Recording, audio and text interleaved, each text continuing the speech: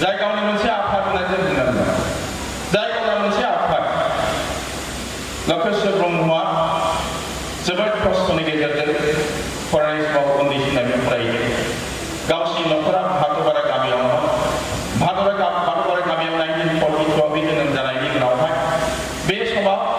1942 आव भारतआव स्वाधीन जायाखैमोन उदांस्रि मोनाखैमोन बे समाव जोबोद माने लामा सामा गासैबो खोब माने गाज्रिमोन दै बारनांगौब्ला जोङो सानसेमानि दै बारनांगौमोन जेरै माने भारतनि मोनसे समनि रेलवे मन्त्रि भारतनि मोनसे समनि गाहाय मन्त्रि लाल बाहादुर शास्त्रीया बिमा बुरैजों लोगोसे दै बारनानै बियो एलपि स्कुल फरायनो गोनां जादोंमोन स्कुलाव थांनाय समाव लाल बाहादुर शास्त्रीया गावनि आखाइ फारसेयाव लेखा लाबाय फारसे आखाइयाव सि जोम गावनि गानग्राखौ स्कुलाव गानग्राखौ लाबाय दै सानस्रिनानै बियो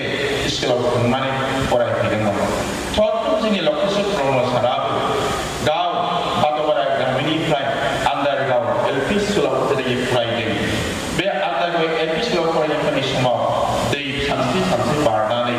हाग्रा बंग्रा सौसिनानै बियो फरायनो गोनां जादोंमोन बिथांनि जायनाखि जिउ दाजानाय सम बे जिउ दाजानाय समनिफ्राय बिथाङा स्ट्रागल खालामनो जादों बेनि उनावहाय बिथाङा लेखा रोंबाय लेखा रोंनायनि उनावहाय बिथाङा रेलवे डिपार्टमेन्टआव साख्रि मावबाय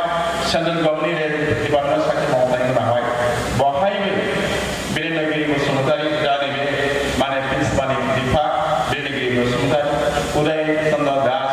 बेनिफ्राय समरेन्द्र बसुमतारी सुलेखानि बिफा जयै बिसोर लोगो मोनलायनायनि उनावहाय बिथांमोना बिजनियावबो मोनसे गोजौ माने फरायसालिनि थाखाय बहाय मोनसे माने कलेज गायसननांगौ चिरां